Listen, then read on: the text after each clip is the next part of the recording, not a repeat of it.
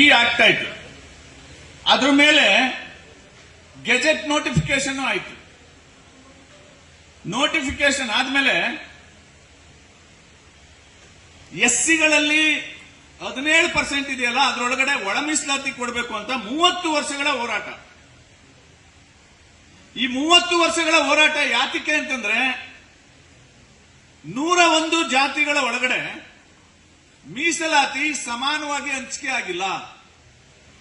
ಸಮಾನವಾಗಿ ಹಂಚಿಕೆ ಆಗ್ಲಿಕ್ಕೆ ಒಳ ಮೀಸಲಾತಿ ಕೊಡಬೇಕು ಅಂತ ಹೋರಾಟ ಮಾಡಿದ್ರು.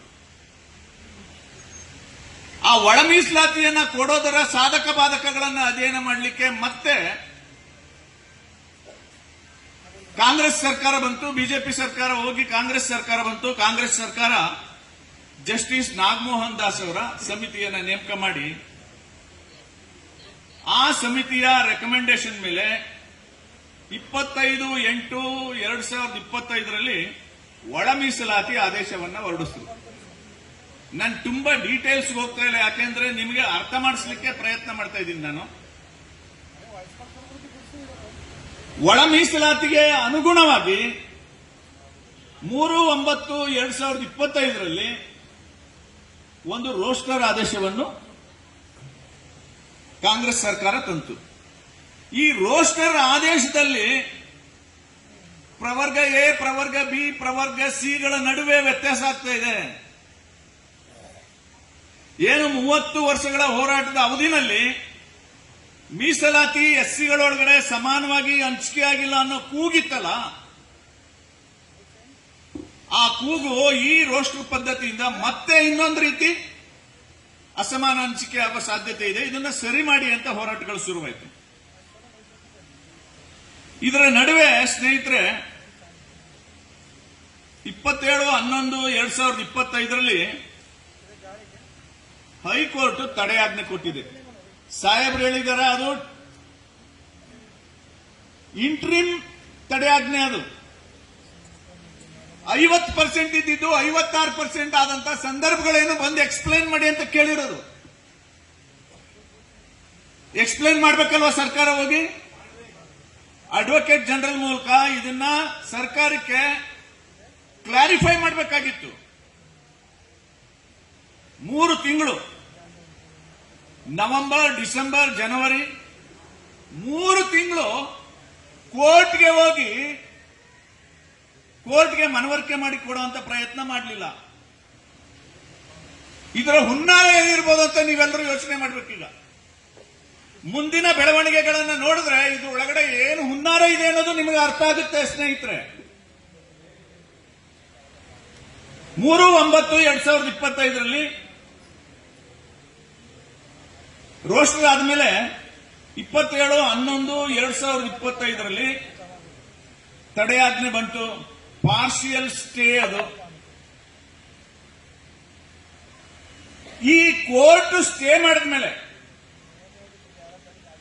ಸ್ಟೇ ಬಂದಿರೋದು ಯಾವಾಗ? ನವೆಂಬರ್ 2025.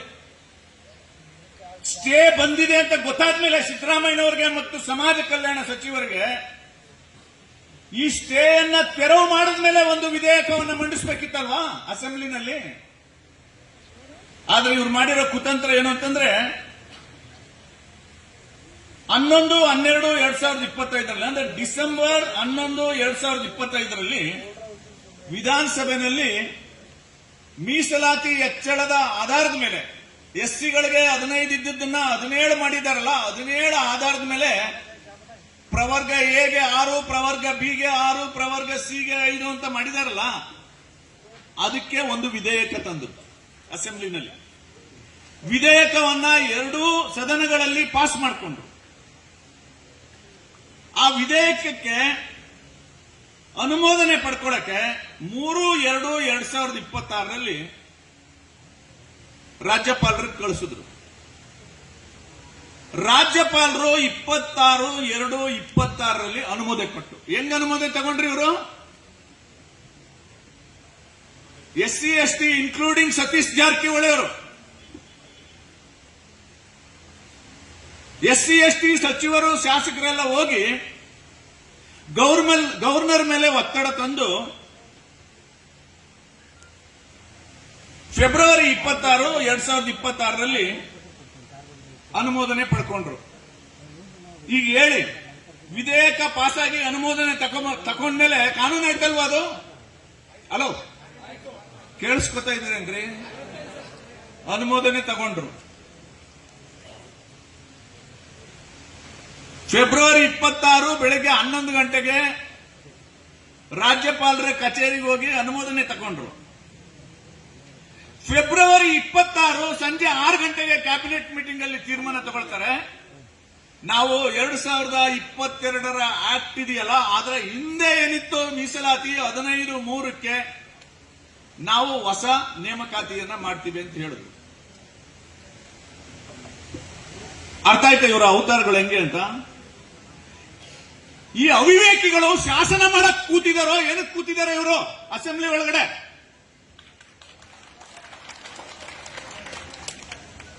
ಗವರ್ನರ್ನ ದಿಕ್ತಪ್ಪಿಸಿದ್ರು, ಸದನವನ್ನ ದಿಕ್ತಪ್ಪಿಸಿದ್ರು.